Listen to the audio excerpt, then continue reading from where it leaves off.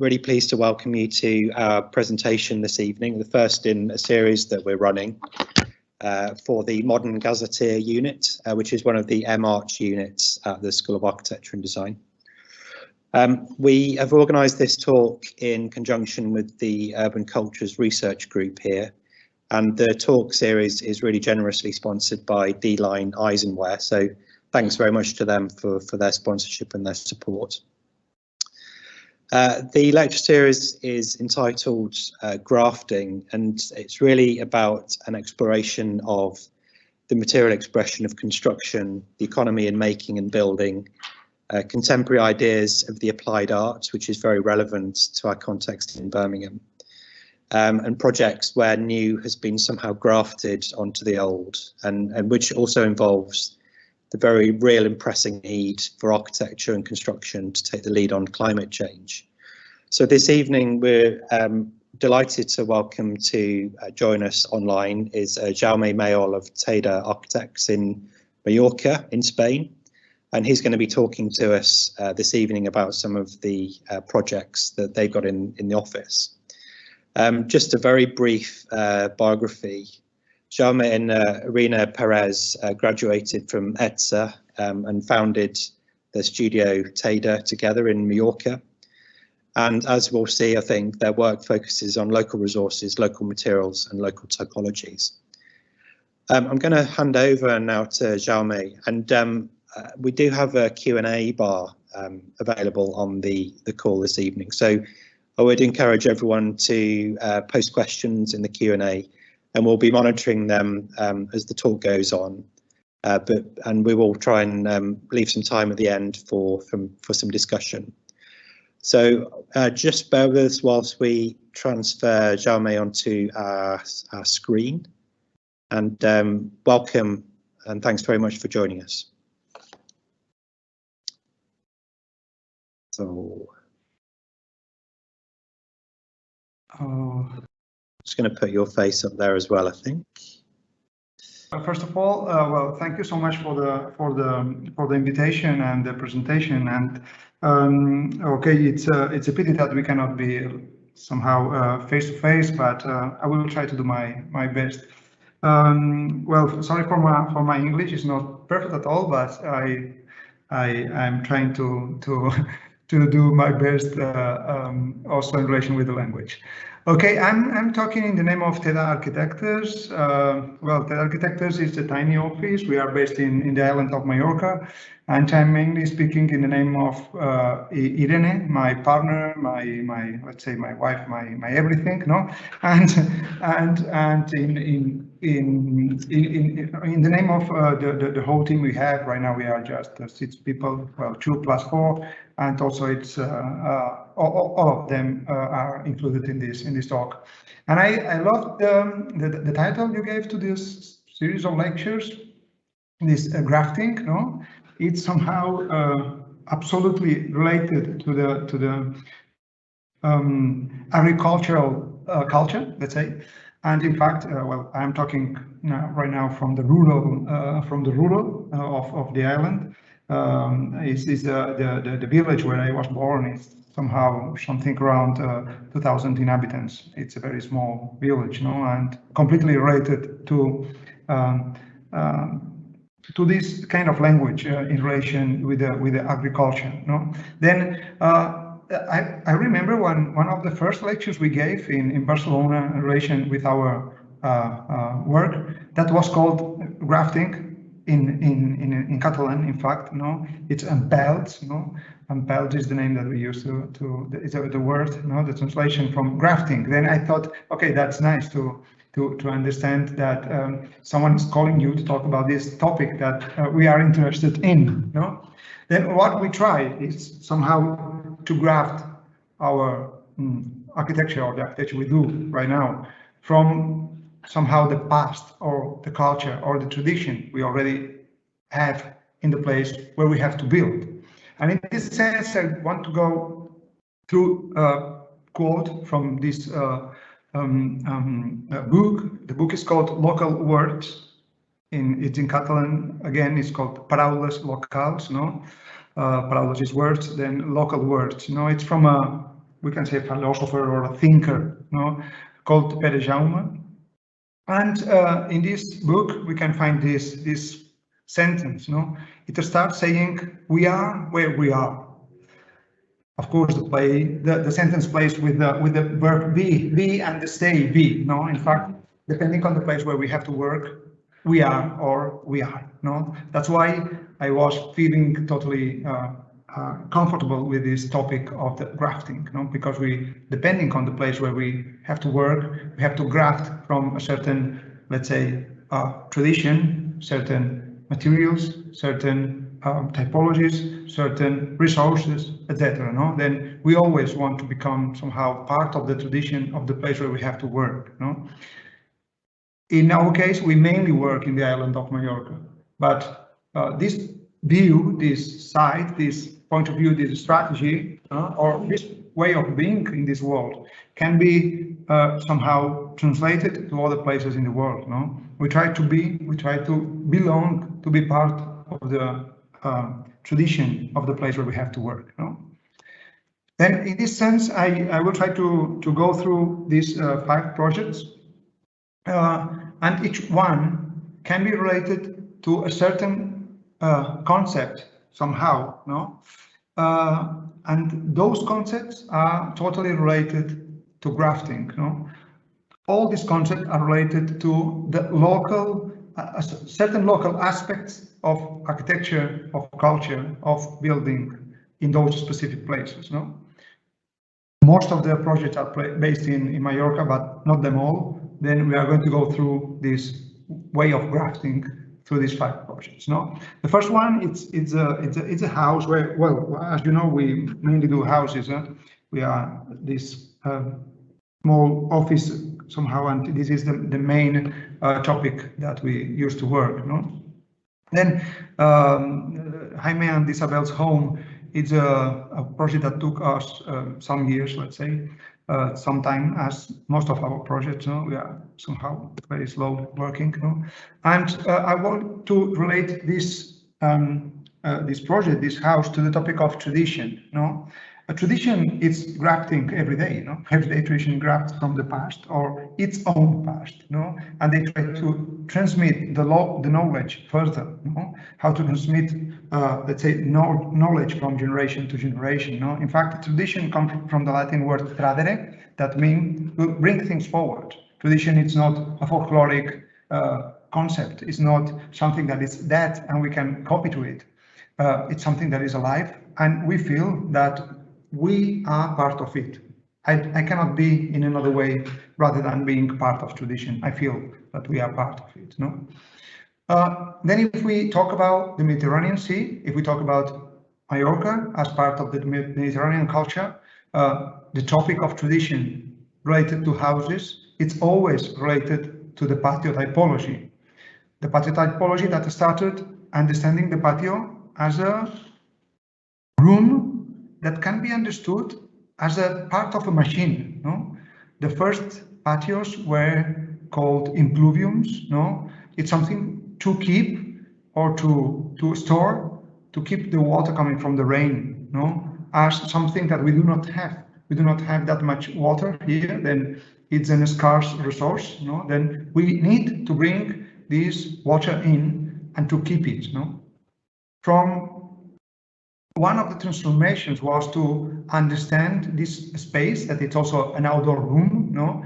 To understand it not only as this part of machine that can cool the building, and you can also obtain this a scarce resource called water, that you can collect it, but also it was transformed from the old Roman typologies to the north of Italy, in the Lombardia. It was transformed into a representative space. No? The main space of these, let's say, strong patios, no? That the, let's say, rich or the business families own in this Lombardia area in the north of Italy. No? But always, as you see, related to water.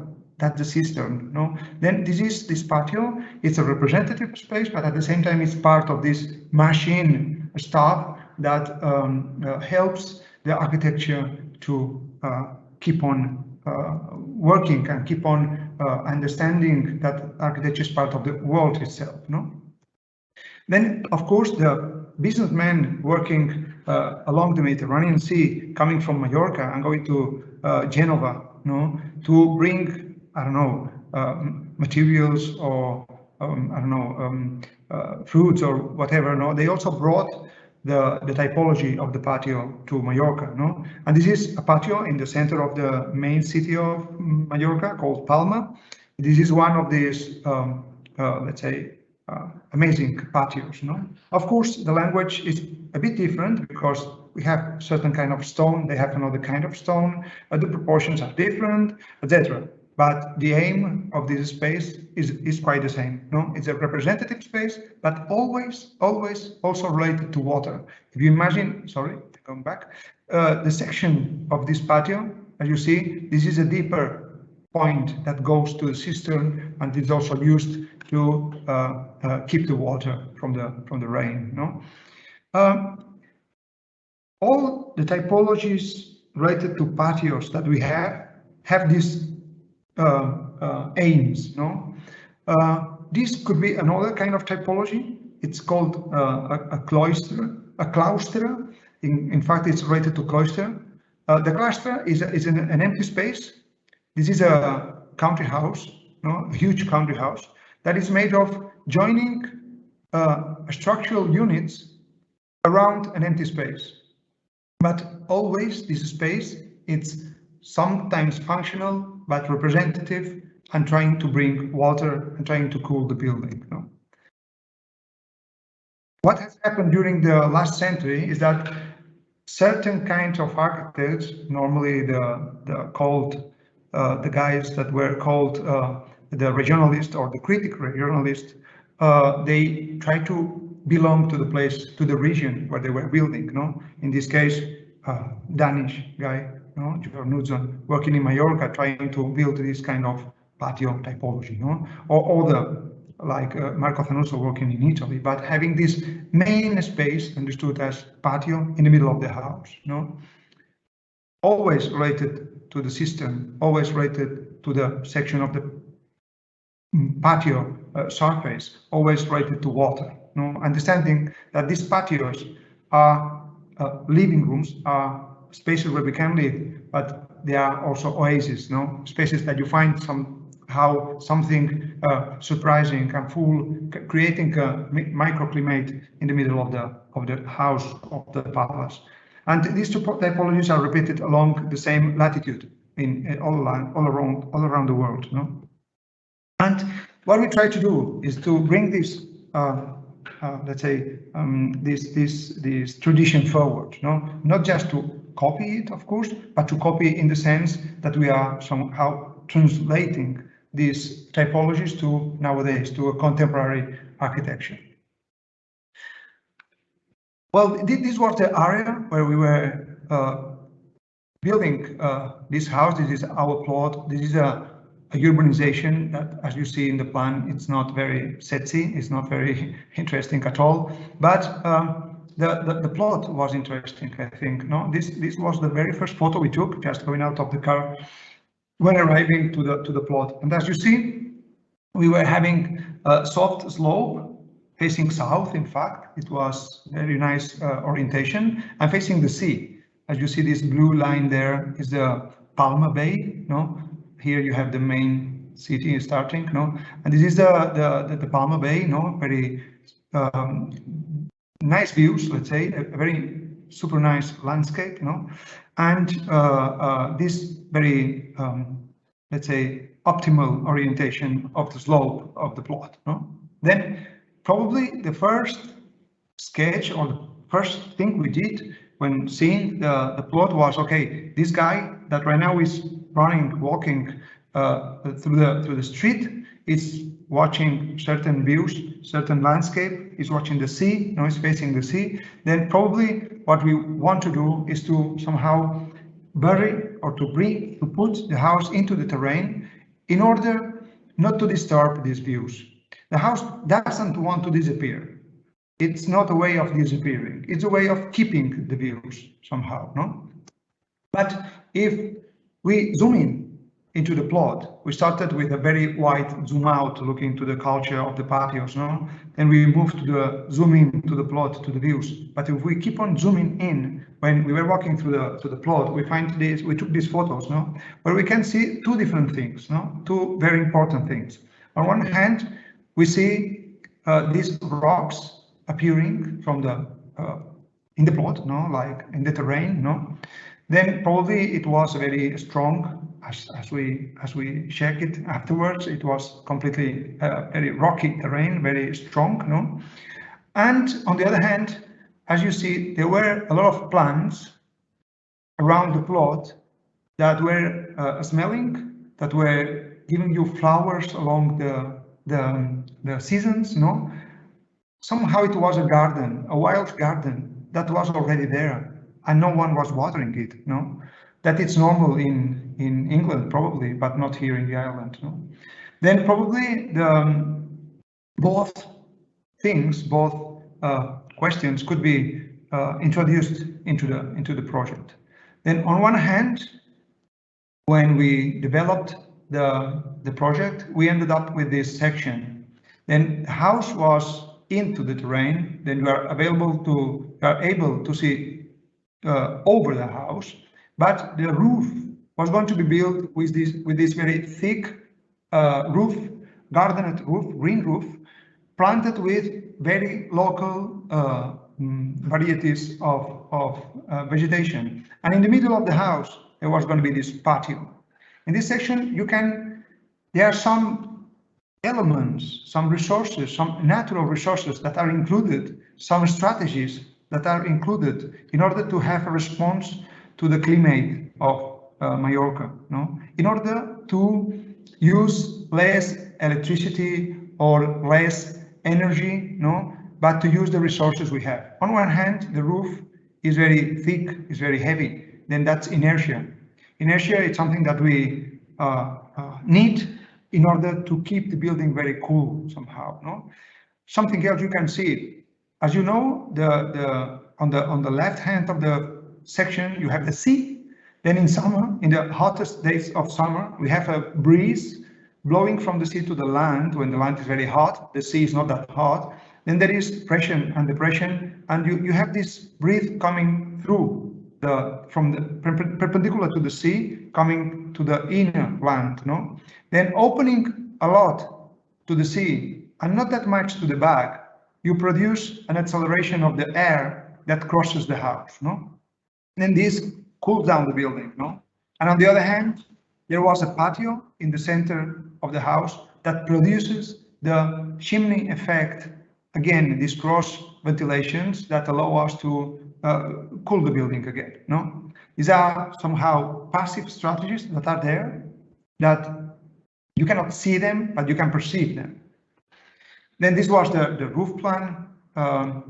And these are some sketches that we did afterwards. Of course, the project is not that easy. You have to somehow to fight a lot of time to get into the solution. But as a schematic way of explaining it is, at the origin, we thought, okay, that could be part of a cluster, this kind of cloisters that I explained you, this kind of patios, understanding it as a beginning, as in a square, as a very simple, let's say, architectonical and human shape, no, artificial shape. However, this was not enough. We tried to push the faces of the sides of this inner court, pushing into the interior of the court, transforming this, let's say, simple patio into something that was starting to have corners or spaces into the space. There was one moment when we, doing these tests, that we saw that pushing the center of the inner facades, we were obtaining somehow different spaces. In this case, there are 5 different spaces, 4 in the corners and 1 in the center. Then we thought that probably we could cover, let's say, with a porch. Right now we can say just a porch, no? The center of this patio, no? Then the patio, this simple concept, was transformed into a huge patio with 4 patios and a porch, let's say porch right now, a shade in the center. no? Then it was somehow richer. Then, as we saw in the typology of the cluster, no, we decided to have these rooms all around an empty space. Each room is a functional unit, but it's also a structural unit. Well, in this plan, sorry, you always have the street on top of the screen and the views at the bottom. Then all these rooms, we added some of them just in the patio, in the courtyard. No, these rooms are the main ones, no, that want to be part of the patio itself. They are standing in the middle of it, having the main space in the center, the two patios on each side of them, no, and they are having views to the center and views to the outskirts of the house. No, then we thought, okay, part of it, this center can be covered. Let's see how we did it. This is a very simple model where we are starting to say, okay, if the roof is going to be a green roof, probably we can also do an artificial type topography, no? Understanding that each room will have a different height from the interior, understanding the peculiarities of each space, of each inner space was going to be peculiar. Then if we said that each one of these rooms is going to be a structural unit, we must build all these rooms with B-ring walls. No? Then this is the structure, we could say, of this house. No? B-ring walls defining rooms. At this point, we are not able to make a difference between an interior and an exterior room somehow. No? Then, in order to have more and more inertia, what we did is to put all the services around the perimeter of the house. That also produces to have a lot of relation in between the rooms and the court. Then no obstacle exists in between the rooms and the court, but all the services are placed around the perimeter. And this was more or less how the house ended up. Of course, we have the street on top. Then this upper part, this area there, is standing 90 centimeters over the area here. Why?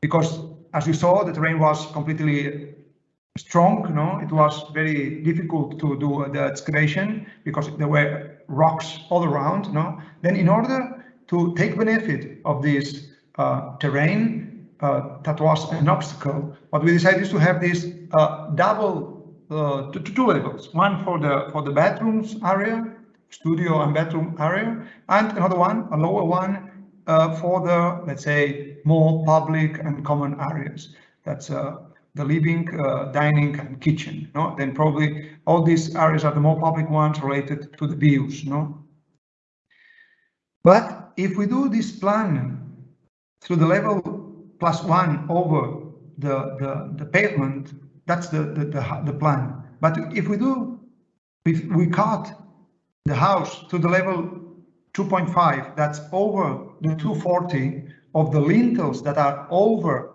the doors, you obtain somehow another house, another drawing, other relations in between rooms. You have, when you are underneath the 2.20 m levels, you are looking like horizontal, but if you look up, you see somehow your neighbor's room or the room you have next to the one you are standing. No? Well, this is a drawing that we did when we were fighting with the project, understanding that each element that will be on site to build the house will need to be placed with specificities. No? Then each one of these lines was starting to be a brick. Each one of those was starting to be a tile. Then everything was really precisely on site, and the dimensions of the spaces definitely depend on the materials you use. No?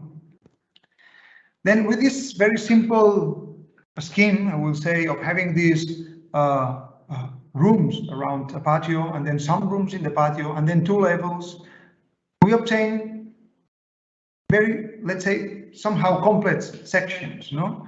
From a very, let's say, simple plan, no? But making these small differences, no? Then in this section we have the street on the right hand, somehow right there on top right, no? And we have the views there on the bottom left, no? At this point we are starting to do the section from the, let's say, western area and moving back to the eastern one, no?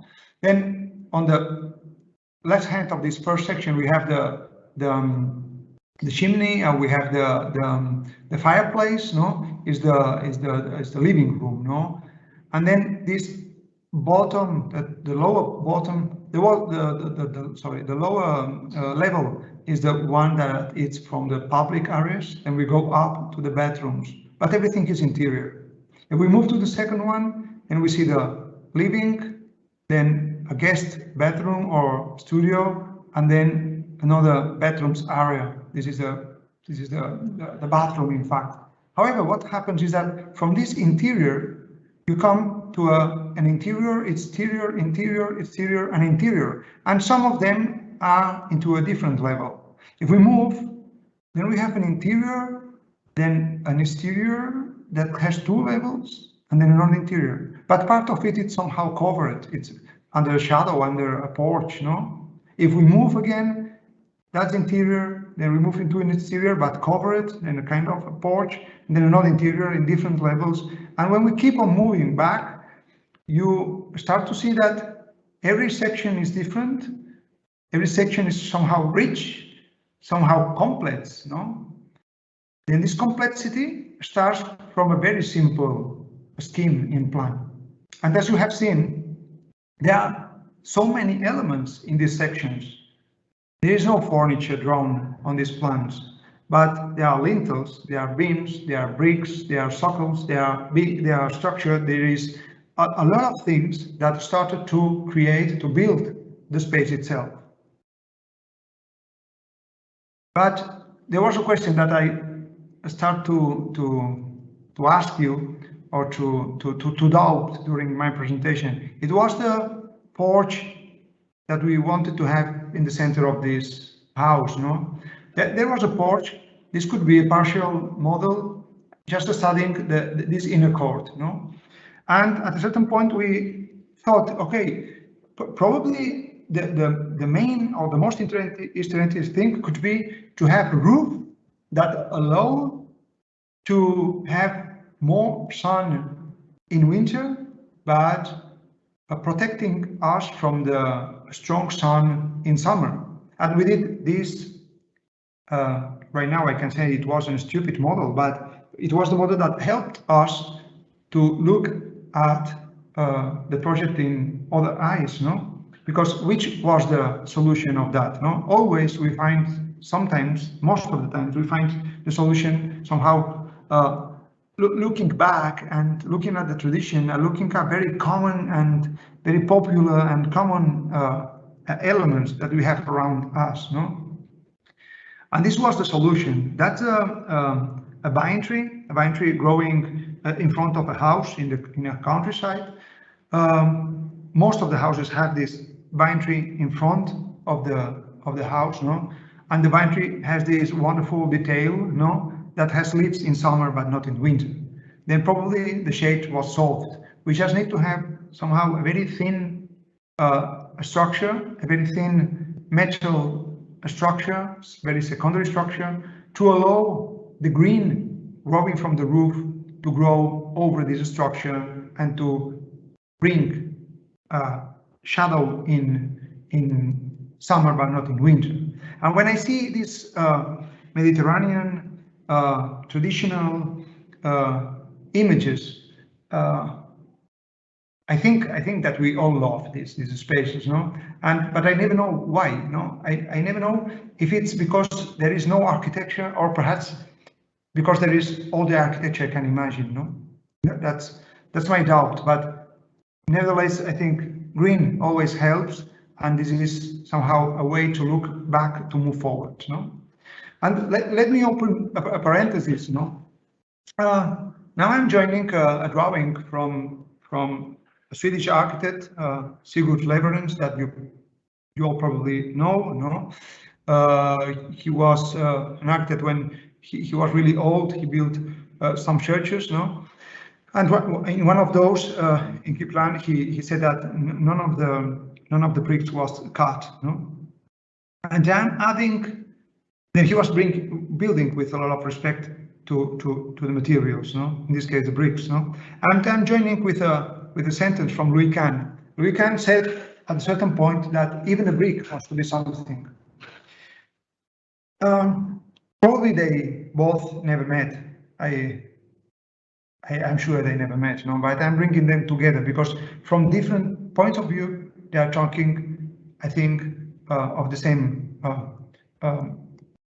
question, no? I'm still talking about the same. This is Jornunzon house in Mallorca, a plan that you all probably have seen. If not, tomorrow morning, please go and study and have a look to this wonderful house. It's a house that is over a cliff in front of the sea, no? But I'm not here to explain this house. I just want to pay attention to one element that you have in this house, no? It's a house built with different units or rooms, no? But in the first room they built, this one there, it's a room that it's built with mares, no? It's a room made of walls. Then it is a bearing wall structure, and it's built in mares, this sandstone that we have here in the island. That each stone is 80 centimeters long. Then this room is 3 meters 20 wide, and it's not that much. It's very quite small room or quite narrow, no?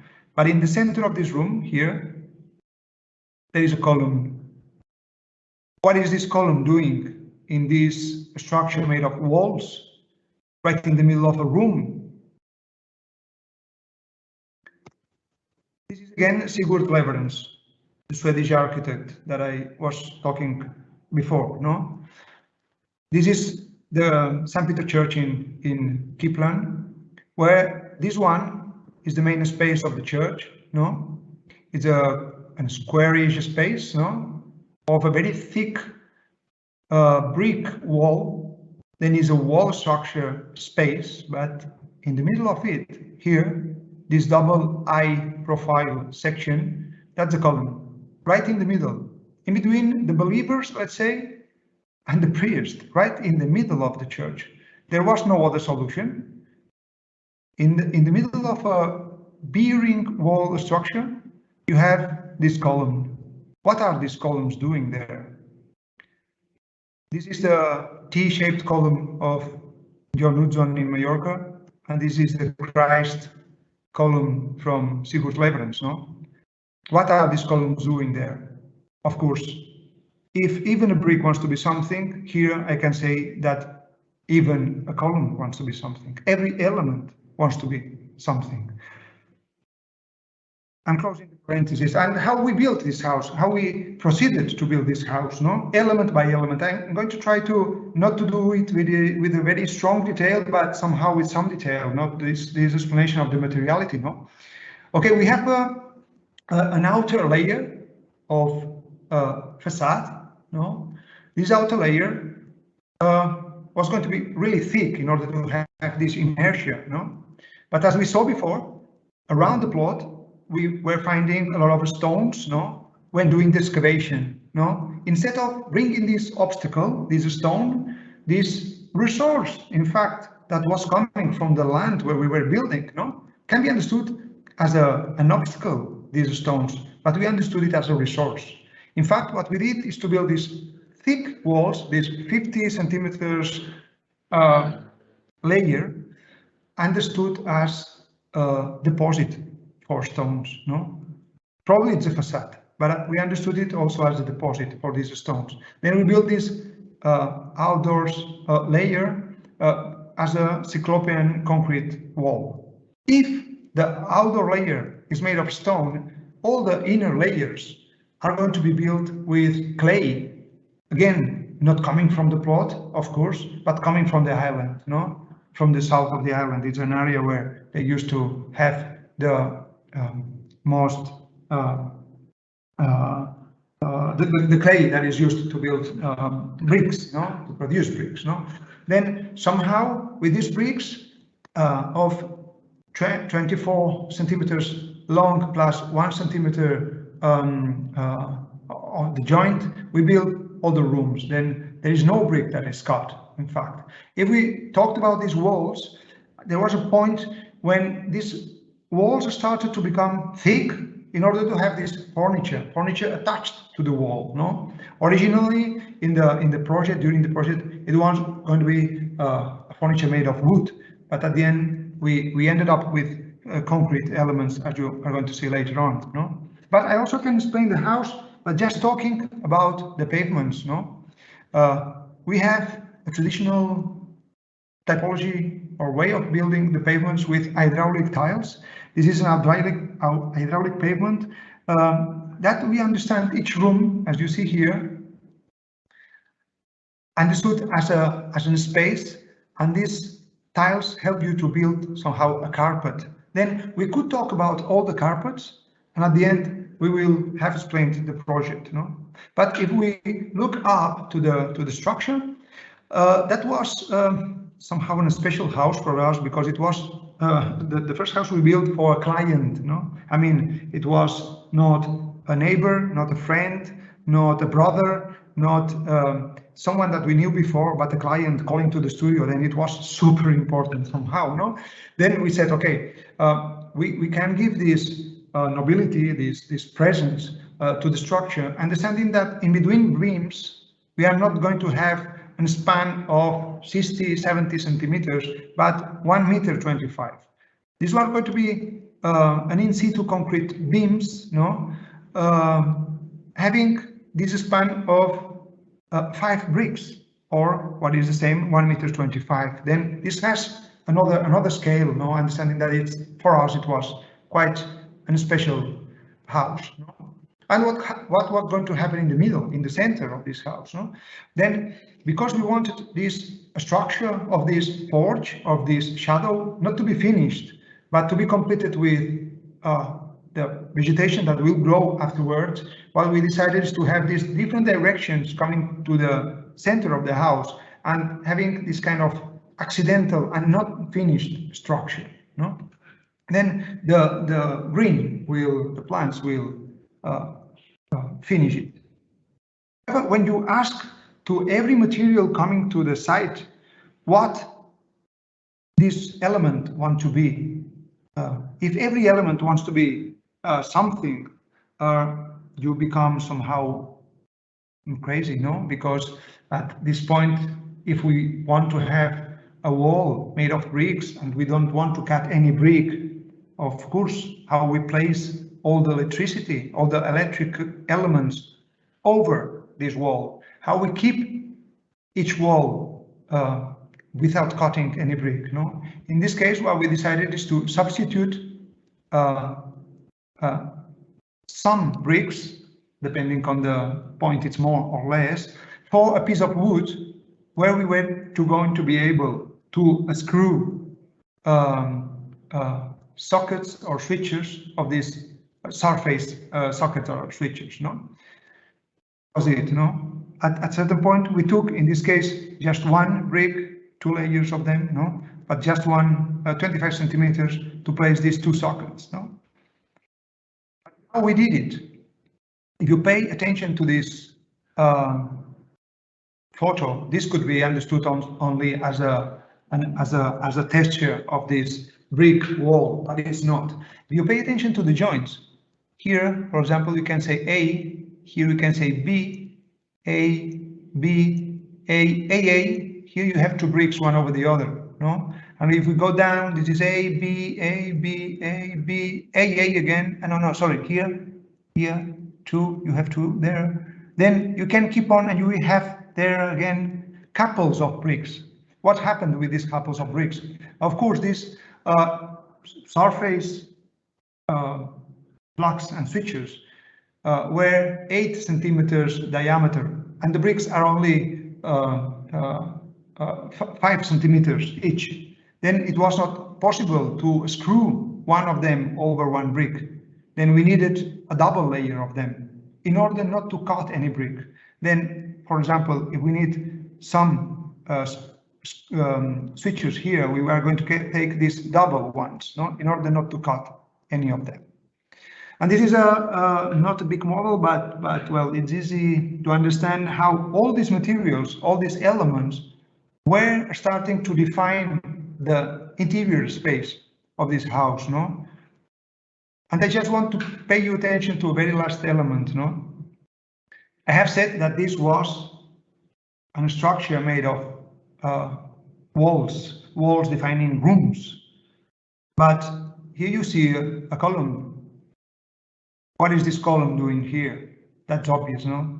The column also wants to be something. The column also wants to be present, no? But the column is not in the point where these two beams are crossing. Probably it's more efficient in, let's say, structural terms, no? But the column doesn't want to be a beam. The column is a column. And a very last observation. As you see in the floor, there is a hole. That's not a mistake from the model. That could be, but it's not. We all know that a column never starts from the tiles, never starts from the pavement level. It always starts from the foundations that we have underneath the pavement. Somehow underneath the house, we never see the foundations, but of course the foundations also want to be something. The foundations also want to be present. In this model, in the very first stage of the project, what we were thinking, we were proposing, was to have a hole all around the column to see the foundations. But of course, the clients were not happy at all with that, and we ended up with another detail that we are going to see later on. Then these are the furniture, the fixed furniture made of concrete that we were having in these different rooms, no? The kitchen, etc. And this is how the house looked after just, well, the days where we were finishing the construction process, no? As we proposed at the very beginning, the house is not disappearing, of course. The house is part of the landscape, and you keep on watching, seeing the sea over the house, no? Then the house, through the years, has become wilder and wilder. Let's say, vegetation is growing in a somehow in a chaotical way, you know. And from every spring, mainly, it's somehow crazy, and I love this wild aspect of it, no? And you start to see the facade, this let's say deposit of stones around the house, and you start to see the patios in the center of it, you know? Then if we move around, we find that we only have one door. Then probably that's the entrance, no? If we keep on walking around, you will see like this huge facade that helps you to see the views, but also helps for cooling the house. It helps to bring the breeze coming from the sea to the interior of the house, no? This is this cyclopean concrete, you know, with the roof, with this green, no? And when we come in, these photos are without furniture again, no? Just to perceive that all that you see is architecture. All you see is building elements, no? A lintel, a column, bricks, walls, frames, switchers, etc. And this is how the column ended up, no? We placed somehow a mirror on the floor in order to make them understand that the column is somehow continuing to the foundations, no? Somehow this presence of this connection to the foundations to make them appear in a way, no? And this, here you have all these switches, no? And plugs on the walls, no? And this furniture, no? Right now we are in the dining room, no? In between these two small patios, and on the right we are going to have the main central space, the main central patio, and on the left we have the views, no?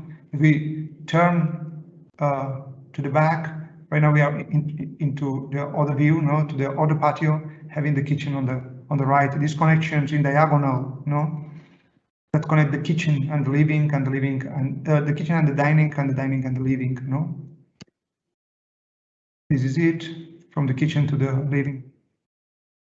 And all you see are, let's say, a building element, no. Now we are moving back to the bedrooms, no. Again, playing with this mirror effect, you know, that it seems that the room is bigger, but it's not. This is a back of the house with all the detail of the double row of bricks, no, touching these switches. These are the children bedrooms on the back, and through these windows, when you are sitting in this table, you see the sea through the dining you have in front. The connection over this 220 in between the different bedrooms, no? You have some connections. And then we end up in the oasis or in the patio of this central space, no? This is just when we finished the process of building it. As you see, we start to have some shadows coming from the plants going in the roof, but not that much. Very beginning, no? But as you see, every day it becomes wilder and wilder, no? And the vegetation is starting to grow in a very somehow interesting way. But if we move to the second project and the second topic, we can talk about material, no? But not understood as we have seen right now, but also as not only as a resource, but somehow as a reuse, no? The most, let's say, ecological thing we can do is not only to build local, but to reduce, not to waste, but the things that probably are in the very last, at the very last moment, you think you will waste that material, but at the end it can be reused, no? We have somehow masters on reusing it, no? On reusing around our architectonical culture, no? This is Jean-Marie Jujol, no? Or we have very traditional moments where a certain element is reused, no? In this case, you have on the left hand, you have a door that is open to the interior of this garage, no? Probably at the age when we were moving with horses and carts, no? At that point, we didn't have, let's say, reinforcing concrete. We didn't have steel profiles, no? Then we just were able to build with arches, no? But at the moment when we substitute the cart and the horse for a car, the car was bigger than the cart. Then we were not able to open the doors to the interior of the garage, but we are able to substitute it with a lintel of reinforcing concrete or metal, and we were able to substitute this system with a sliding door. But the door was not substituted, the door was the same. Then reusing to obtain sometimes more interesting solutions rather than coming from scratch and restarting from zero, no? Giving to the materials and to the element a second life probably is always more interesting, no? I'm not going to stop in every element, no? But to reuse local resources and to transform what is an obstacle into an object, into a solution. At this point, of course, this is called an SCA. An SCA is a place where to store a boat. But at the very beginning, probably this rock was continuous, no? They needed to cut this rock. This was an obstacle. But when taking the blocks of rock out of this rock, they were somehow building this stair and having built the SCA. The SCA is built with blocks of stone coming from this obstacle, no? Then all these elements used to have wrinkles and textures that will allow the patina of time to become part of the game, to become part of architecture. Always having probably the ruin as a final point and as a final idea. No, well, we are talking about a house in this corner of this village. Right now, I'm talking right now from here, where I have my hand. No? This is a house that was special for us because it's on a corner and not in between party walls, as most of the houses in the village. It's a very dense village, no? Then, in this sense, what we propose is not to have just one direction from the street to the patio, but having the double direction, no? Up, down, and left, right, in order to be connected to the side street. Then, coming from this very simple scheme of the direction of the house, we thought, okay, each room can have a different direction. Then we are going to build this house with load-bearing walls that will allow us to answer to the urban fabric where we are placed.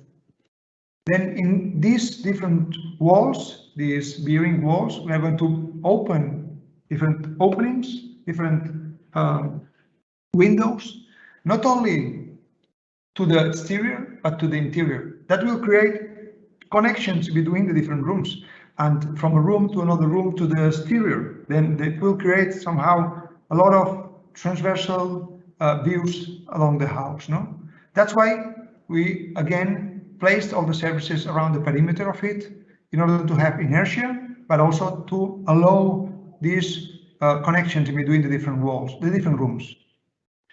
And this is the main level of the house, the ground level, where we have a dining room. Then going up 3 steps, we have the kitchen. Going up, the studio, the living, and then the studio. And with these walls and different levels, we have different connections. Again, with a very simple plan, we come up with somehow a complex group of sections that you have different connections between the different rooms and the different spaces. No, but we were talking about materiality. Before building the house, there was a shelter, a shed, and storage building made of sandstone. This is stone that I introduced you before. This is stone that is 80 per 40, 80 long, 40 high, 20 deep, somehow. No? This is it. Very wonderful textures and colors. No? That we decided, instead of demolishing the building, what we decided is to dismantle, to reuse the stones. No? Then we store the stones in order to manipulate them, in order to reuse them. These stones are looking like that. This was the inner layer. These ones there, the one that has these scarves, and this was the outer layer. The inner layer was with these scarves in order to allow a very liquid mortar to run through the joint in between 2 stones. You can imagine the process, I think. Then what we decided when we had this was the side that was the interior one. And right now it looks like that. What we did is to cut it in half, a precise saw, in order to have flat and perfect surfaces, sides of it, and then we turned it around 90 degrees in order to have the inner layer as an outer layer. Right now, what we see in the facade was the old inner layer, because we cannot reuse it with the very sticky and perfect mortars we have right now. We cannot have, let's say, 2 centimeters here, 1 millimeter there. It doesn't work. You need to have a uniform joint, no, in between 2 stones, and that was because of the cut we did. Then we were placing each stone next to the other. Sometimes they were 80 long, but the section was 20 per 20 because we cut the 40 in 2. And the long side sometimes was 80, sometimes not, because during the previous process of building the shelter and the our process of the dismantling or demolishing and then to rebuild someday broke, but that was not a problem. And sometimes with the gaps that were appearing between two walls, what we did is to add a tile that is very common here in the island. It's a 20x20 clay tile, very common, very cheap. Then if this is stone, this was clay. Somehow everything coming again from the land, coming again from the island, again local resources, again local materials, no? Then this was the old mares, old sandstone, no? Because the house, of course, was bigger than the previous one. Then it was built on a plinth made of concrete in order not to have humidity coming from the terrain, no? But then we finish it with the old stones because the house was bigger. Then this was it, no? The old stones looking, no? With these small gaps filled with this, let's say, library of tiles, no? In this case 3 and a maximum of 4 in between the tiles, in between these gaps, no? And the rest of the house, when we ended the old stones and where it was needed somehow more precision in these lattices, in the frames of the windows, and when we ended the old stones, what we did is to go to the same quarry where the old stones were taken, no, to bring stones that were having more or less the same density, the same color, and the same strongness, no, that was going to be needed to build a bearing wall of these stones, no. Then this is the old and the new coming together. But always thinking with this strategy of reusing the resources you have at hand. Let me introduce again a parenthesis, no? If you want to describe these arches, you could say that these arches are built with prefab concrete blocks. But not only, there is another element. Here you see some wooden elements in between each block that helps the builder to build the arch. In this case, it's more clear, it's a closer photo. And what was happening? As I said before, we were not able just to build with mares.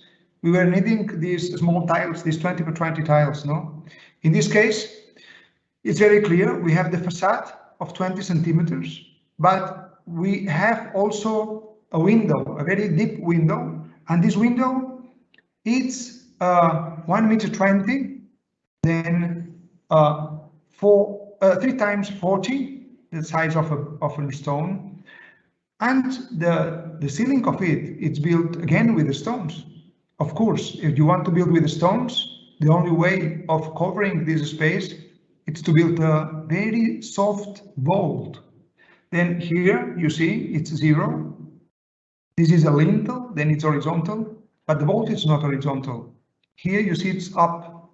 In the middle it's 5 centimeters up. Then if this is a vault made of mares, very a thinner one, it's 10 centimeters, and this is a wall, you here have a load of tons. I don't know how many tons, but here you just have kilos. If you attach these stones to the facade ones, here a crack will appear, I'm sure. Then what we did is to build the crack. We filled the crack with these tiles, and we were also building, I don't know the name in English, but the element that will help the water when raining not to get in, but to drop down at this point, no? What else? In these openings, you have handrails. These handrails were going to be built with reinforcing concrete bars, with these steel bars that root, of course. Then they have oxide of iron. But you know what? These tiles, they have this reddish color because the terrain also has old oxide of iron. No? Then if the iron, if this profile, if this handrail roots, the hot sheet of iron will be together with the hot sheet of iron coming from the tile. Then here you have this small vault, no? And here you have when the handrail touches the wall, it doesn't hurt the mares, but you have a tile helping you. Then this is not a house made of mares, but mares plus tiles, no? This is again the vault plus the handrail and the different details made of the tile, no? And this is how it ended up, how it finished, with all this detail of the new mares and the old mares plus the tiles, no? The openings, these very deep openings. Sometimes you can access to them, then they become a balcony, then you need a handrail, sometimes not. This is the old and the new and the tiles in between.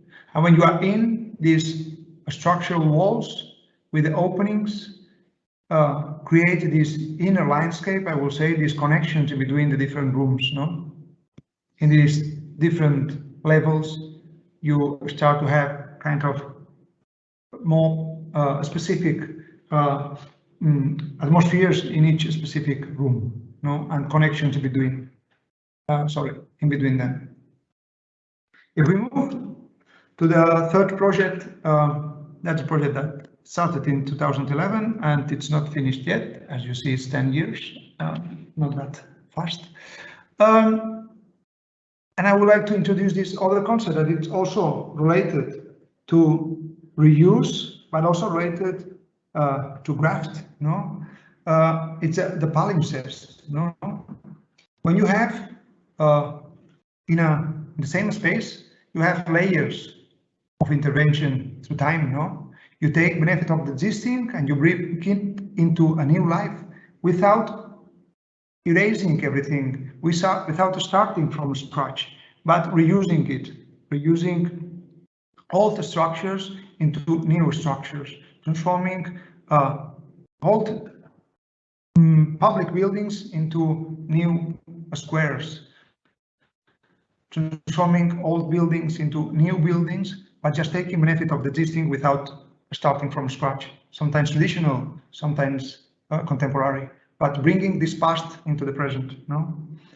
And the project I want to explain you is an apartment in the city center of Palma, the capital of the island. No? In this case, we have a corner. This on top and left, you top and right, you have streets, no, and on left and bottom you have neighbors. And this is the plan that we more or less find when we get into the building. No, everything was at that moment demolished because the old owner started in 2010 to demolish everything, to transform by her own. But the crisis here started more or less at 2010, 2011, and our client, our friend Vicente, bought this apartment from this old owner, and nothing was inside of this apartment except a perimeter, as you see, and a structure. What we did is to place these three, let's say, closed rooms in order into this shares position, no, in order to have these diagonal public spaces in between them, in order to have these connections in diagonal, to have a wider and bigger space, apparently, no? Then this was one bedroom, another bedroom plus a bathroom, and the kitchen with a small toilet. Then it's defined with its limits, no? And then you have these closed spaces plus the open spaces in between them. But we are talking about the palimpsest, no? We are talking about all these layers that we're going to build the space and the strategy for this project, no? Then this was, I think it was the first drawing I showed to the client, no? Where 4 layers were appearing, just 4. as a beginning, no? And if I explain this, I can say that I thought I was wrong at a certain point because there were so many materials in these 4 layers, no? The support, the perimeter of the space, the existing space, was built with marés, but it was plastered, no? The marés is very wet, it's very porous, and it creates a very wet and humid interior, no? Then it was needed to cover it and to isolate it, no? But there was also a structure, a concrete structure. Then if we isolate it, we need to cover it somehow with another material. At this point, we thought on clay. And afterwards, these 3 different rooms, the closed rooms, were going to be built with wood in order not to add more load on the existing structure. Then it seemed that it was somehow a mistake, too much elements, no? Marés or sandstone, then concrete, then ceramics or clay, and then wood. What's that? No, a lot of elements, no? But it's not. I think it's not wrong. I think in architecture, more is more. The more you add, the more you obtain, no? And right now I can explain you how many layers we have added until this point, no? This was existing as a one only space, this perimeter made of marés, and this is how it was the first day I went there to see if we could proceed with the project, no? Then another existing element was the concrete structure that was there, this one, and in between this concrete structure there was and strange, or well, that belongs to a certain moment of the 20th century, no? These prefab clay beams. It's a strange system that consists on having U-shaped pieces of 20-something centimeters long that are placed one next to the other. Then you put, let's say, reinforcing concrete bar, a steel bar, and then you pour the concrete on top. Then you have this prefab in situ concrete system, no? It's quite a strange system. But it was interesting to have it there, no? To have these prefab clay beams, no? Then, because the old owner started to demolish everything, no? We got the old partitions of this owner. Of course, this is not, as we saw before, the city of Troy, but I think it's also something we can include as a palimpsest, as a strategy to bring more into the apartment, into the project, no? Then, what was there? There was a concrete that was poured after doing the walls. The walls were done with bricks. Then there was a gap in between the rooms, no? Then this gap, we needed to infill again, this gap. First of all, you say, okay, if this is concrete, we are going to polish it and we are going to pour more concrete there. But of course, when the concrete dries, as you know, it comes smaller. Then a crack will appear in between the old and the new concrete. And the new concrete will be always apparent. You cannot erase this layer. What we did, instead of building it with concrete, we said, okay, we are going to build it with marble in order to have this other layer of material, this different material. And this material called marble, it's not needed to dry, then it's not coming smaller when it dries, no? Then the crack will not appear. And this was as you see, it was very terrible concrete that needed to be polished, no? And what we opened is very parallel lines, no? We did this cut very parallel, no? In order to open and clean this gap in between the different rooms. And we polish both sides because sometimes there were different labels, but slightly different. Then we polish everything in order to have everything at the same level. We use the gap to run the cables, electric cables through them, no? And then a craftsman, an artist, I can say, came, no, with this puzzle that we proposed, no, to fill all these gaps, no. What we proposed is to have stones that will never have a cut when they change the direction, but just the cut is when they are kind of straight elements, no? Then, as you see, it was a super interesting puzzle, no? Then afterwards we polished everything, no? Then we have this new layer added on the pavement and solving this problem, solving this constructive problem of filling those gaps, no? Then this is our small city of Troy, no? With these old traces, no? And when we had to do the inner layer of bricks to cover the isolation that was added as cork panels, we discovered these pieces. This is termoarcilla. The translation is thermoclay. Probably you have some of these systems that where they appeared in order to just to build with the buildings with one layer of bricks. No, it works, but well, not that well. It works, but in order not to cut any brick, the wall needs to be in that way. No, and this is the site you always see. But they built this. They produce these adjustment pieces, 10 and 5 centimeters pieces, no, in order to adjust the system to the dimensions of the house we are building. But here in Mallorca, anybody builds with this system without cutting it, no? Well, anybody not, but most of the builders, they don't use these pieces, no? But they have to produce them in order to keep with the system, no? To have the stamp from the system, from the company, no? However, they had this waste material somehow. No, not a lot of people are buying them. Then we bought everything, no? Then we use these pieces, but in a wrong way, showing this side as the outer side, in order to have these 10 centimeters to cover the cork, no?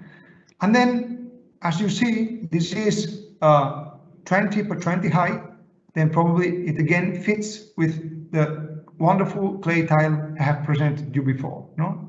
And this was the cork that we need to cover, showing that this wasn't a structure. The vertical joints are completely vertical, not coming, I don't know how you call it, but one in the middle, one straight, one in the middle, one straight, but just straightforward, showing this is not a structure, this is something else, no? This is just covering the isolation, no? Having some detail with the tiles, no? But what happens with this relief, strong relief of 2 centimeters that the system has, when we have to add the plugs and switches? Of course, we have this wonderful tile, and just that has the same dimension of the brick. That's another coincidence, perhaps. That's making very precise holes. We can take the cables out, and then we can screw the sockets and the switches on top of them. No? And the structure of wood come, studying all the corners and all the joints in order to have not to have screws on the system, no? And then it's in millimeters displaced on site one by one, no, with the owner and the carpenters, no, very precisely, understanding and trying to check the dimensions, doing these small mock-ups or tests on site, no. But what happens with this ceiling if we want to have light in the middle of the room, and we have this ceiling that we cannot, let's say, we cannot hide the cables or the tubes inside of this ceiling, no? What we need is to place a tube hanging from the ceiling, but not in the ceiling. We are going to plug in the wall, then we are going to have the cable running through the tube and dropping the bulb, dropping the light bulb wherever we want. And in contrast, these tubes are going to be polished brass tubes, and they will not only contrast because of the materiality, they will also contrast because of the geometry. In this case, it's very soft curves that are somehow having a dialogue between them and the beams and the ceiling and all the geometries. No, sometimes are one, sometimes are couples, sometimes smiling, and this was the system. No, hanging from the ceiling, and right now you can imagine the cable running through. No? And this is at the moment not all, but most of the layers that we added to work in this apartment. No? Layers that are part of the building process, no? That are part of the building needs. No?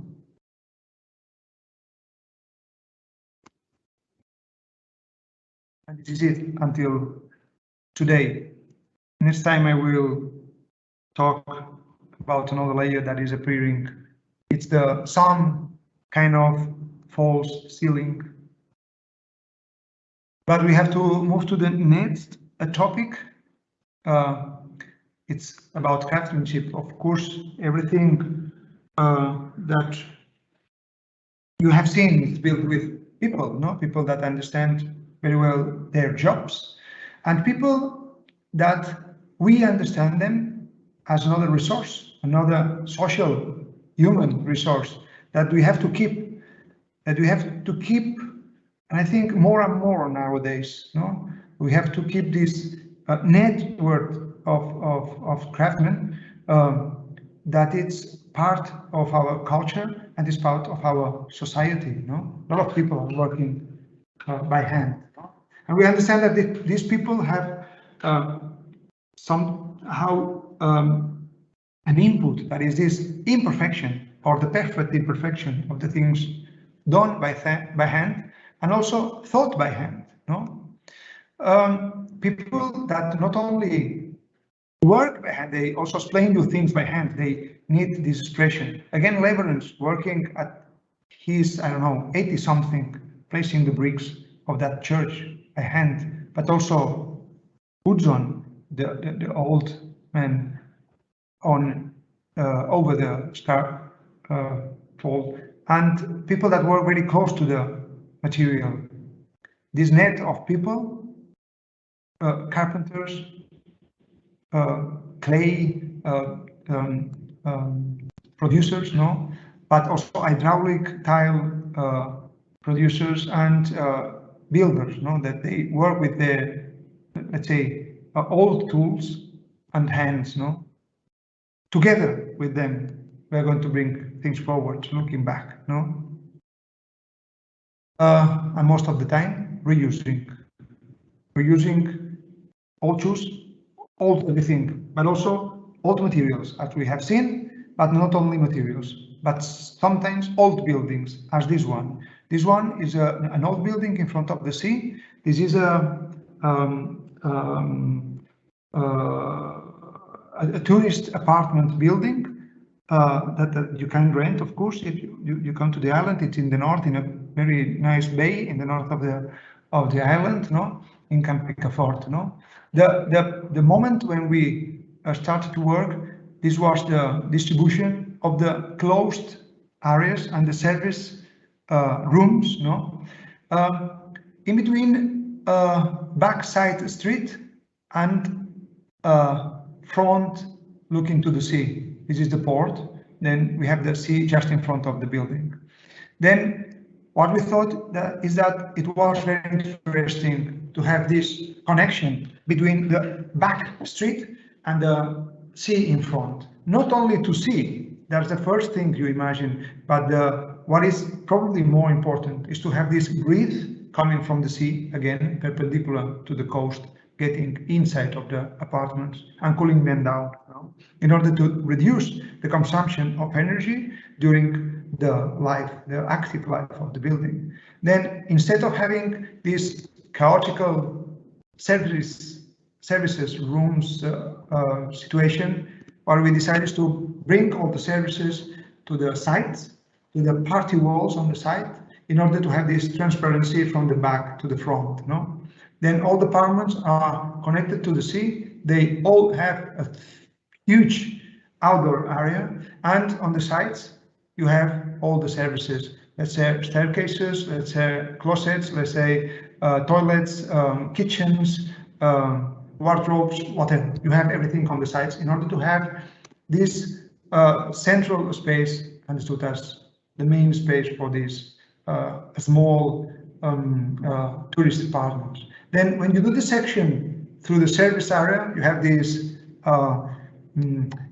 let's say chaotical section where we need to use every corner, no? But when you cut through the center of the apartment, everything is completely clear, no? This calm section where every apartment is organized by the facades, the interior facades of this apartment. As I explained you, the outer structure was already built. This is refurbishment. We just somehow isolated and we built the interior of this, no? Without cutting any brick, of course. And this apartment belongs to the same guy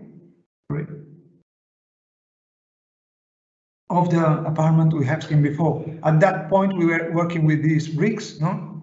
And we thought, why not? We can keep on using the same family of materials, no? It's not the same materials as you are going to see, but the same family of clay, this local resource working from materials from the island, not bringing things from out of the island, no? But in order to reduce the CO2 consumption of the building process, no?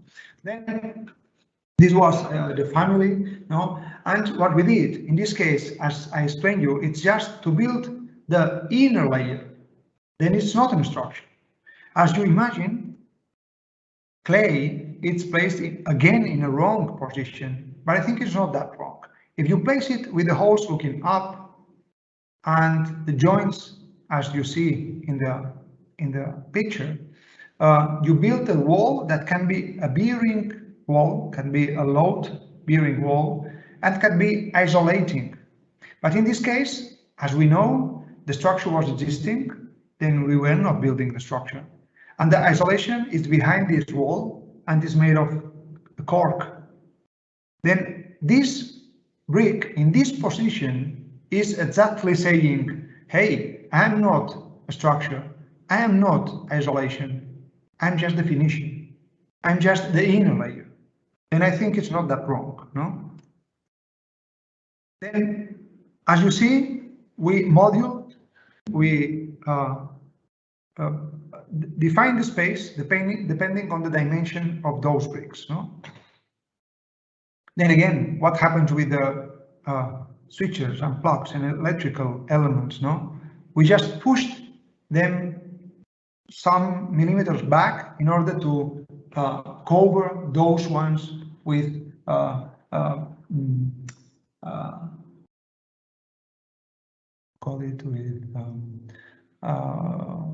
we just push them back in order not to place the plugs on them, but just to plaster them. Sorry for this word, it didn't come to my mind. Just to plaster them in order to have these white surfaces that are not aggressive with the bricks, no? And you obtain these corners, no? Again, with these vertical joints without cutting any brick at any point, no? But also the pavements were made from the same manufacturer, from the same factory, no? It's again made of these clay elements, but understanding that a pavement made of tiles is not just a pavement made of tiles, is a pavement made of tiles plus the joint in between them. This joint, I think it's something that is very important in this case, no? We built the thicker joint we could, not to crack, not to have problems with the cracks, no? The thicker as possible in order to understand that the joint is also important, no? At some points, we changed the tiles into bricks in order to make some carpets, to have clear accesses to the different apartments, etc., no? And we use this brick, this whole brick, no, in order to have ventilations here and there, and also the tiles coming up through the walls to build these plinths, no? And those bricks were also built for different moments, no, to build the steps, or to build some benches, etc. Playful way somehow to use the materials, no, and it becomes more and more playful when you start to say, okay, probably around the column we can change them into glazed tiles, no, but not only there, but sometimes with a more functional way. It's where you have these outdoor benches, no. If you have these glazed ones, no, you can, when it's raining, when it's full of dust, no, you can clean them up very easily, no. Or inside of the toilets, no, you can have the wet areas protected with these glazed tiles, no, combined with the non-glazed ones, no. And then again, very common materials as the reinforcing concrete bars to build these handrails, no, and other materials that are very common as these shades, no, that allow the breeze to come through. That's important. They create somehow this atmosphere, but mainly they allow the breeze to come through the apartment to the sea, no. And finally, what is more and more important is life coming part of the apartment, no, life that needs furniture. All the furniture in this apartment is done by hand, no. We did some, and like this, taken benefit of Enzo Mari's design, no, and some of like this rock chair. It's built by a local craftsman that still works. It's 80 years old, but it's working during his whole life building rock chairs, no. But that's the somehow when life started to come, no. Here you see the transparency to the sea from the interior of the apartment, no. Different corners, let's say, using the same materials in different ways, but always the same story. And when we go out, we still find all these same materials and topics, no?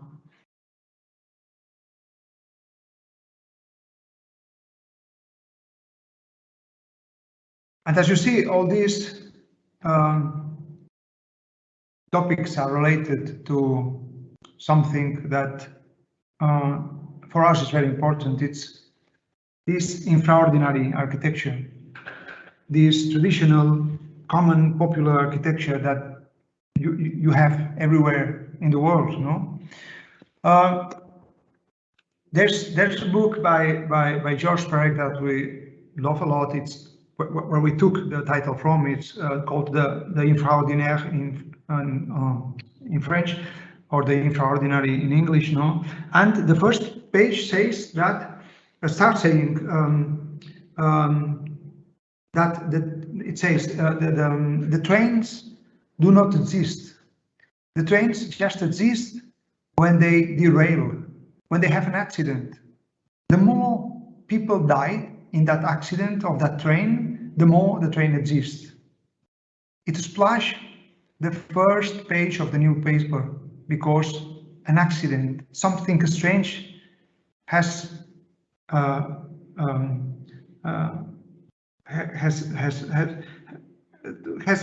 been with that train, no? And we feel that we are not interested in these exceptions, in these accidents. We feel that we are interested in the common things, in the daily trains, no? In the trains that happens every day, no? In the common, in the popular, in the ordinary architecture. But not only in Mallorca. When because of the crisis again, we decided to do competitions abroad. We started with Switzerland, no? And there we were taking photos of these wonderful barns, no? That we were seeing in every village, no? These agricultural and rural villages, no? These are common and popular architecture, no? These ones are from our area, more close to the place where we were building. No, we were interested in those. This is a very small village in the Canton Fribourg. Is the French area of Switzerland, and we were going to build a school in the outskirts of this village, of this small village, this rural village. No, and around there, what we found is this kind of barns, no, this kind of rural buildings, no, that most of the times they have the same aspect, the same characteristics. Of course, they are built with wood. Of course, they are compact because of the climate, no? They have pitched roof in order to take the rain out, no? They are built on a plinth because they are built on wood. Then this plinth is built with stones or concrete. But when you are in this simplicity, this compactness of this exterior, becomes very complex, no? You perceive that the structure is wonderful. You have double and triple spaces, no? In this case, you have an access on the first floor, but you have the animals, the cows, on the ground floor, because there is a slope on the terrain. But the inner space is quite amazing, no? And the most elegant ones, the most important ones, were dressing these fish scales, these wooden scales, no? More or less elegant, but at the end is this kind of dress, no? Made of wood and with some copper metal details where the wood has more difficulties. And this is because they, the Swiss, have all the resources. In Mallorca we have stones, inertia, debris. Then we have patios, a lot of facade to lose the heat, to be cooler, but not here. Here they need compactness, not to lose the heat. They need to build with these woods. That's their resource, etc. Now then, as I said in the very beginning, we are where we are. Depending on the place we are, we are. Then depending on the tradition we find, we have the answer. Then, from the very beginning, where we understood is that we needed to build a compact, simple shape. Then this is a square of around 25 meters per side, no? With pitch roof, built on a plinth, and made with a very important structure. These are plans of the structure that we presented to the competition. And at the end, they are not like this, as you are going to see later on, but I'm showing this to make you understand that we perceived at the very beginning that it was a structure was very important, no? Then this is a column and beam structure. Of course, the columns are not where two beams cross, of course, you know. And then the double spaces walk from here to there, no? And we have this basement. In this case, was a basement made of concrete. Over that, we have a main wooden structure, and over that we have a secondary structure for the facades. No? This was the system. This is vastic organization, no? Having a central core, but in this case it's covered. It's a hall. It's a space of relation in between the students, no? And having the services, meeting rooms, staircases, and toilets in between the 4 classrooms. Also, in order to have a very good isolation, let's say noise isolation, sound isolation, in between the different classrooms. Then this is the basement, where we have 4 rooms related to services, storage, technical rooms, etc. Then we have the ground floor, where we have the porch to access this main space, where we start to discover in the center there is a column, no? And here you have 2 columns.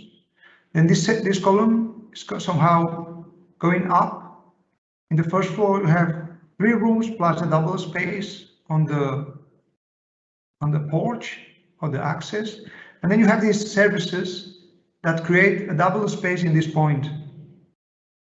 But on the second floor, the double space is there, not here.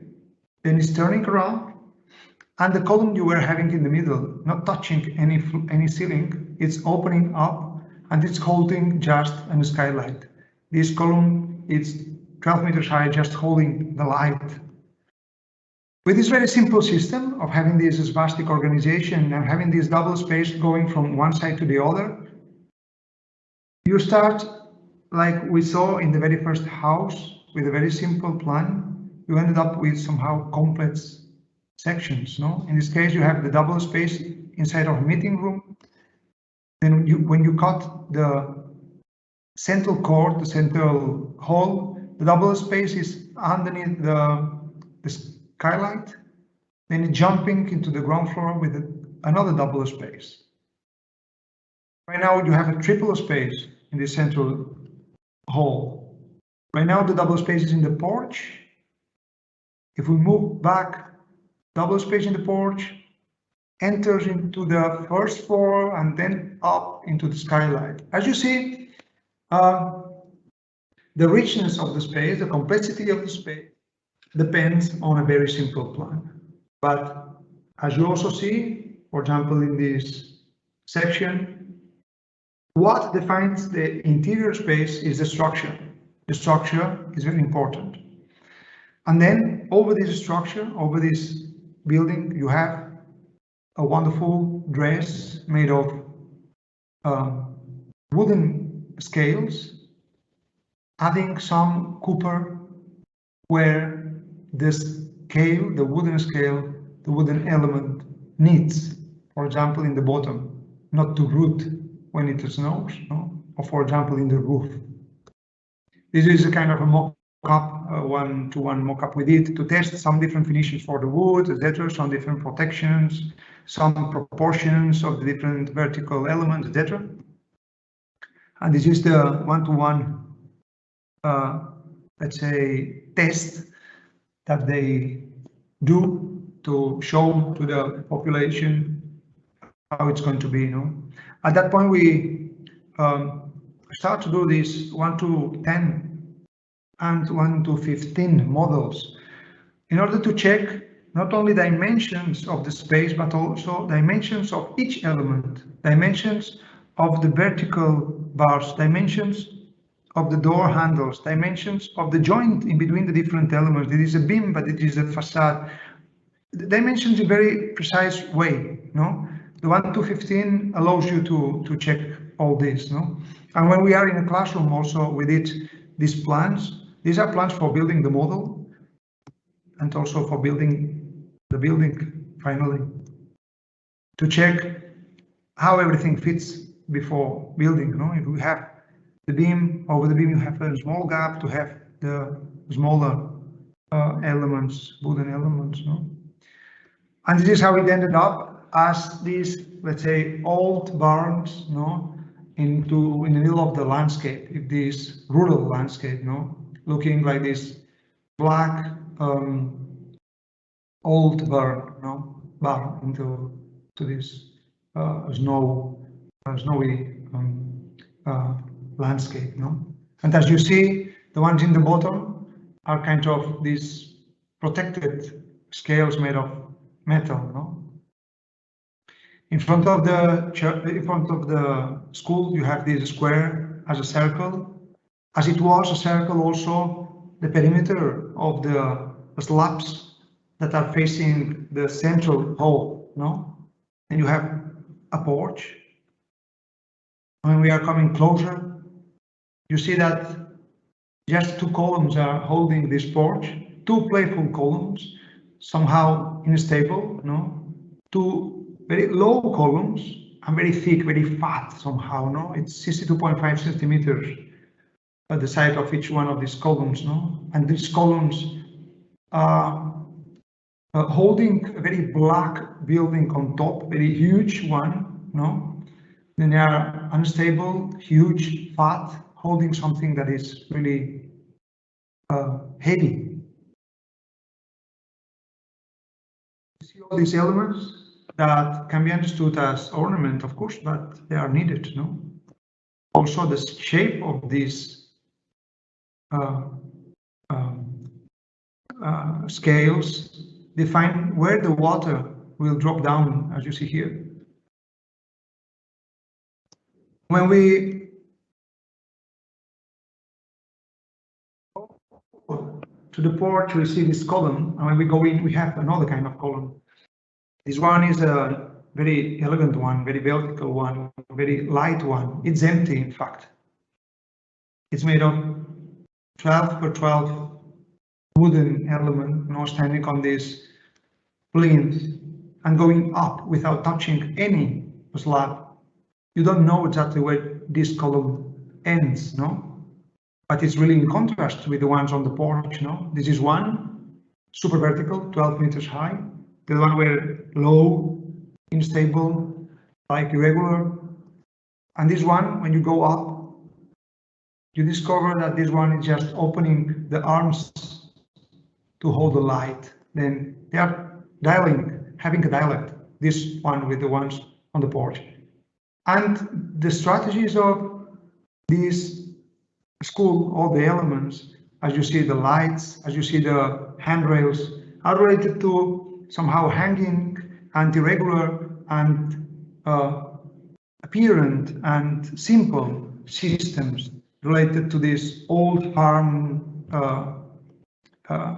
elements, no? And when we go up classroom, you discover that what defines everything is the structure, no? And as we checked on the model, everything was precisely defined, no, to be on its precise place, no?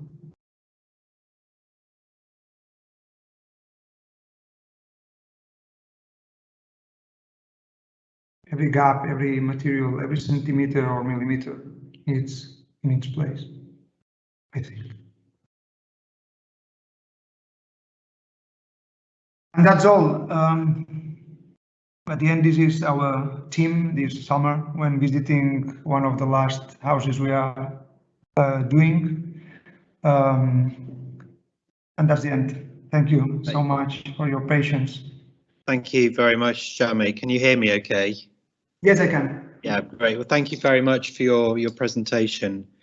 I think, firstly, I just want to say thank you so much for speaking so directly to the topic that we've asked you to look at of grafting, and it seems like there's so many kind of multi-layered aspects to your work that I think it's almost sort of a curriculum for the rest of the year. Almost, it's so kind of full in terms of how it applies and how evident it is in your own work. I might just maybe pick up on a few issues, if that's okay. I obviously don't want to keep you for too much longer, but whilst we have you here, it'd be good to maybe discuss some of the kind of ideas that you've presented, and maybe just to give a bit of context to well, firstly, why I wanted to invite you to join us here today. Let me just see if I can share you and I on the screens there. Let me just check. Okay, should I stop sharing? Yeah, do you want to just stop sharing and we'll see if we can get us both on the screen? I did. Yeah, okay. So if I put you on there.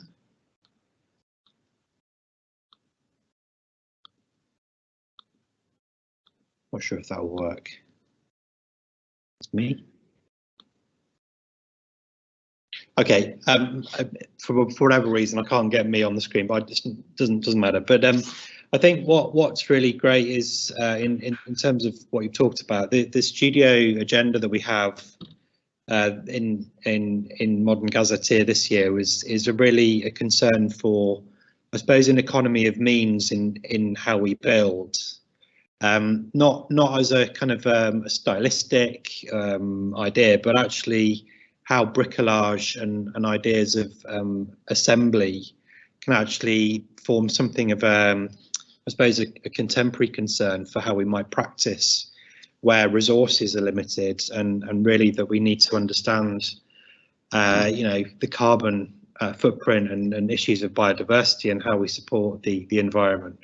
And I first saw you talk, I think, at Studio Surgeton's reviews in the summer this year, when you were talking, looking at some of the projects in the Valle di Mugio that the students were presenting. And I think you were talking very articulate, in a very articulate way, about how craftsmanship is very specific to the site context that they were working in. And clearly in that context, it was a slightly remote mountainous region that they were constructing in.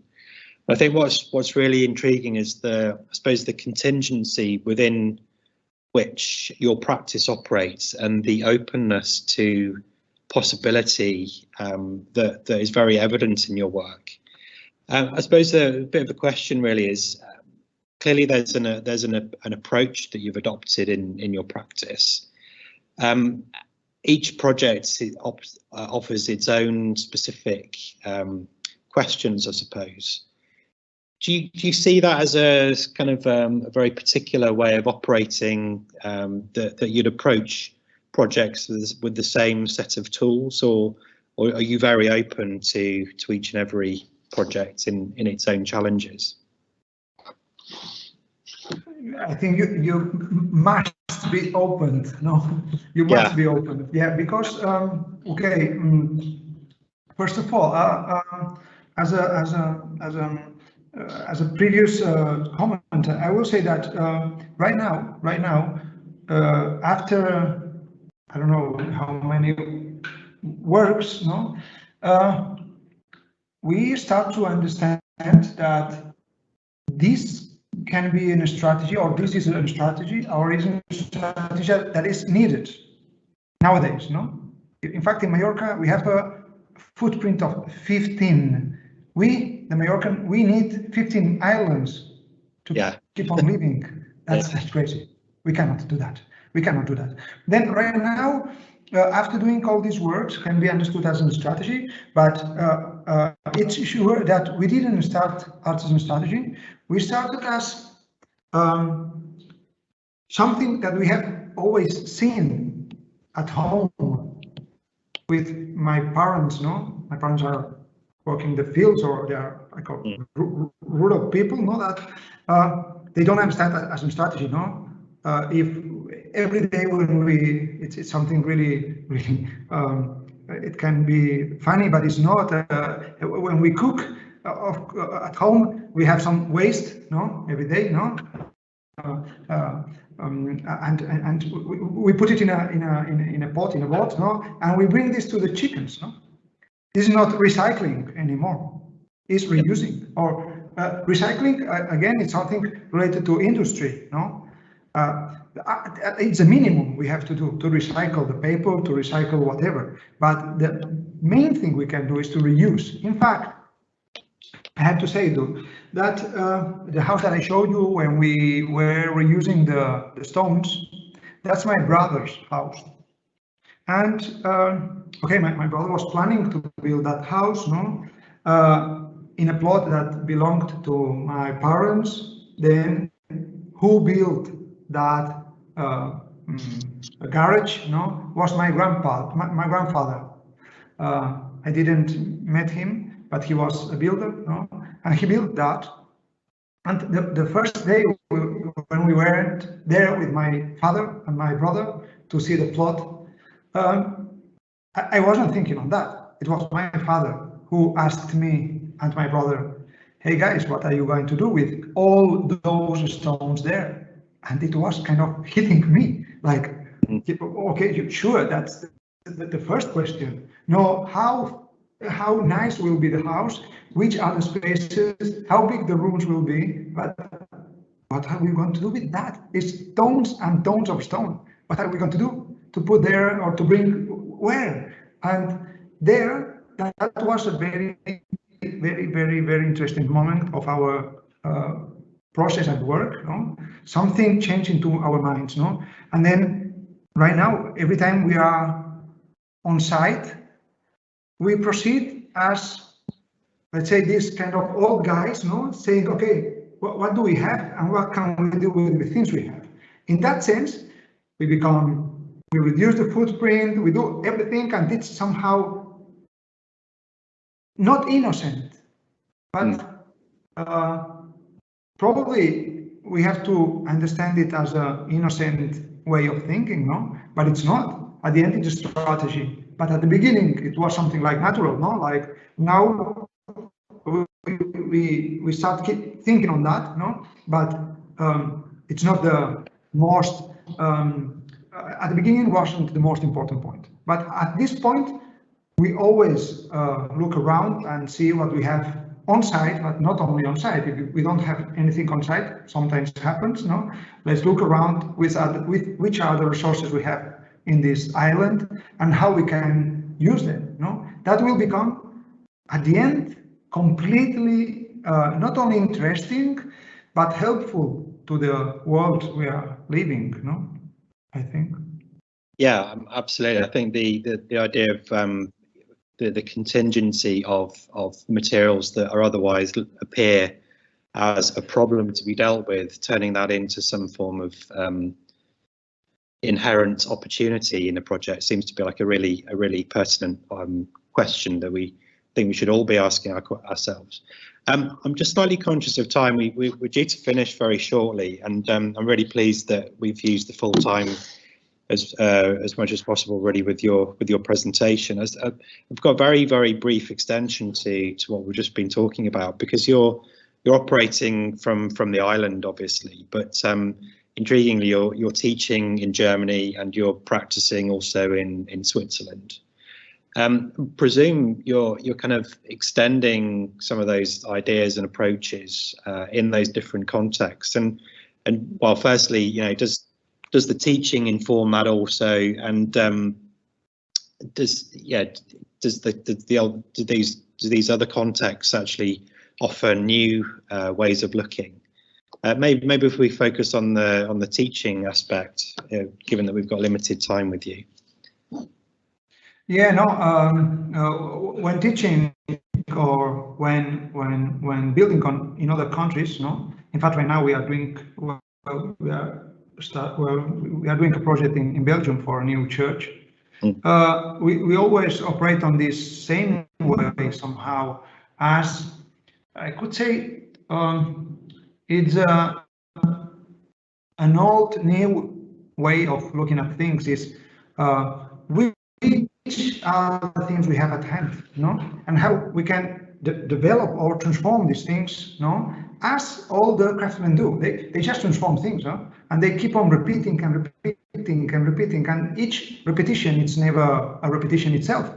Every time it's better, no?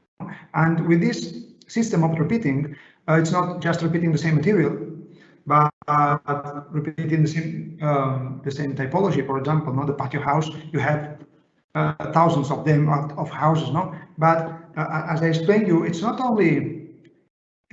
For me, it's not only a typology of a space. Oh, it's nice. No, it's not. It's open. No, it's closed. But it's a typology related to a climate need. No, it's a way of reducing the consumption of energy during the life of the building. No, and it's a way of, I haven't explained it. I forgot. But the court of the first house, it's underneath. There is a water tank, a huge water tank. An over-dimensioned water tank to use in the house, you know? And as you have seen, the roof is very thick in order to have more inertia. You have the cross ventilation, because it's not only materials; it's about resources. I prefer this old word, because materials is what you see normally, materials, no, and it's what it splashes the magazines of architecture and the blocks, but that's the last thing we have to do. But people that have been involved there, that's super important. No, we keep on this net, no, and I would like to have more young people working on that. No, if there is a business behind, sometimes it starts. No, the sons keep on working with factories and whatever, no. But if not, it seems old stuff, no. But it's not. Also, other natural resources we have, as the breeze. No, the breeze is there. If you have been here in the island, my grandmother used to say in summer, in winter doesn't happen, but in summer it's clear. It's absolutely clear. Normally at 2 in midday, because the sun, it's not the same hour that we have in our clocks, no? But normally at 2, my grandmother used to see a breeze there, I don't know, with leaves on the floor or something, used to say it's time to have lunch, because it's the breeze arriving to the center of the island. We are living in the very center. Then it's something that is there from centuries, no? And we can bring this into our architecture to make it, let's say, better somehow. No? Yeah. Well, I think if the last 18 months have taught us anything, I think it's that we need to be more connected to our immediate environment. So I think that works on all levels. I think we're going to wrap it up there. I might just re-quote what you said, just very briefly to sum it up. But in architecture, more is more. So I think that's probably a really good way to leave this talk. Just want to thank you very much for joining us and for my pleasure presenting your work, and look forward to seeing you in real life at some point soon. So thanks very much. Sure. And take care. All the best from the UK. Okay. Thank you so much. It has been a pleasure. And of course, if you come to the island, please knock the door. We are here. Oh, yeah, we'll be there. Thank you. See you soon. Okay. Goodbye. See you soon. Bye. Thank you all. Thank you.